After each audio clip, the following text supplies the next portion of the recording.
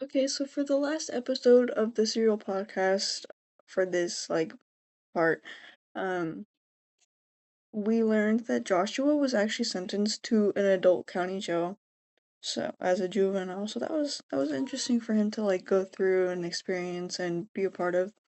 Also, because later in the episode they mentioned that people are more behaved because the punishments are more harsh if you mess up, so everyone's gotta act properly.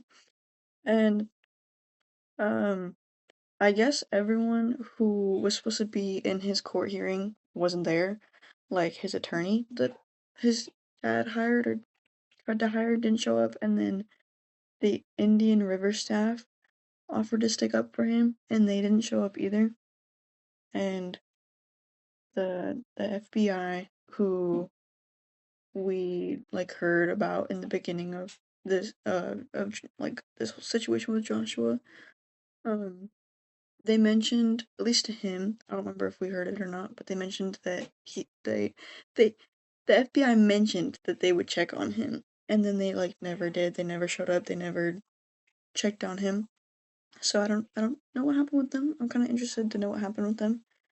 And um out of the whole court hearing, he ended up actually having one person show up, and it was his mentor from Freedom School, which was which was good. And someone, I don't remember who, was talking about how in Joshua's first week at the Freedom School, he had stood up on a chair and spat on somebody. And I think it was after that everything went downhill. I think he was it was either there or it was the part where he was 13 or 14, and he did an armed robbery with his friends or something. He did something with his friends. And then, oh, and there was a bargain deal with Joshua and law enforcement, because since he had ratted out his gang, he's supposed to be protected, but he was not protected. So I wonder how many lines that crosses. Because they have to hold up their part of the bargain, and they didn't. Um, and Joshua ended up being moved from the county jail, I think, to the big uh like the big adult county jail, 11 and a half weeks after his arrest. So I don't know. I feel like that's kind of a reasonable amount of time, but the podcast kind of made it seem like it was not.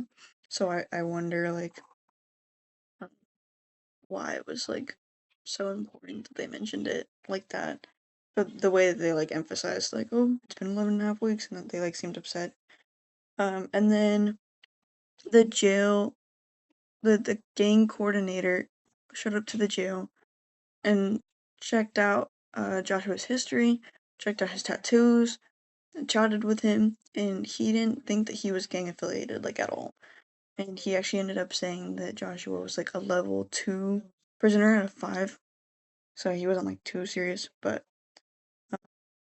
and then the lady doing the podcast noticed that Joshua's tattoos are coming back, so she ended up saying, I don't know about to him or if it was just for the podcast, that she was worried that he was going back to old habits. So I don't know.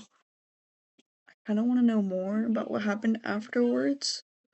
So, but I think it's interesting, and I think it definitely ties to criminal justice class, because we were talking about like juveniles in the court system and how it turned out for them, and he's a juvenile in the court system and how it turned out for him and for everybody. It was just not the best, but is it?